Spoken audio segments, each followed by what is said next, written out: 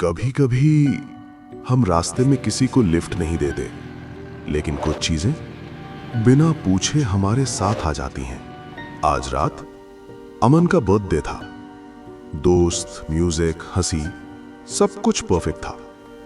लेकिन रात के 12:45 पर अमन ने घर लौटने का फैसला किया। वो अपनी बाइक लेकर सुनसान रास्ते पर निकल पड़ा। चारों तरफ अंधेरा, सिर्फ जंगल और उसकी बाइक की आवाज। अचानक उसे लगा बाइक भारी हो गई है। उसने रियर मिरर में देखा, उसके पीछे कोई बैठा था, काली परछाई, बिना चेहरे के। अमन ने पीछे मुड़कर देखा, कोई नहीं था। लेकिन जैसे ही उसने फिर मिरर में देखा, वो और पास आ गई थी। सफेद आंखें, बिना पुतलियों के। अमन ने स्पीड बढ़ा दी, 90, 100, 110। तभी उसके कान के पास एक आवाज आई, इतनी जल्दी क्यों भाग रहे हो? बाइक फिसली और अमन गिर गया। उसने सामने देखा, एक औरत उल्टे पैरों के साथ। मुझे घर छोड़ दोगे? किसी तरह अमन घर पहुंचा, दरवाजा बंद किया और कमरे में चला गया। रात में उसे सपना आया, वही सड़क, वही औरत। मैं घर आ गई हूं। अचानक खिड़की अपने आप खुल गई। अगली सुबह पूरा परिवार डाइनिंग टेबल पर बैठा था। ब्राह्मण परिवार, सख्त नियम। लेकिन अचानक अमन चिल्लाया, ये खाना है? उसकी आवाज बदल गई, मुझे मांस चाहिए। सब डर गए।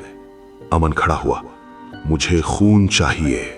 उस रात के बाद दीपक बुझने लगे, दीवारों पर हाथों के निशान, किचन में आवाजें, और हर रात 2:13 पर मुझे बाहर जाने दो।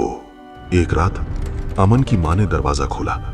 अमन छत से उल्टा लटका था और नीचे वही औरत खड़ी थी, मुस्कुराते हुए। तांत्रिक घर आया, ये आत्मा बहुत पुरानी है। मंत्र शुरू हुआ। अमन हंसने लगा, तुम मुझे नहीं निकाल सकते। कमरा हिलने लगा। अमन हवा में उठ गया, अगर मैं जाऊंगी तो इसे भी ले जाऊंगी। तांत्रिक चिल्लाया, अमन लड़ो।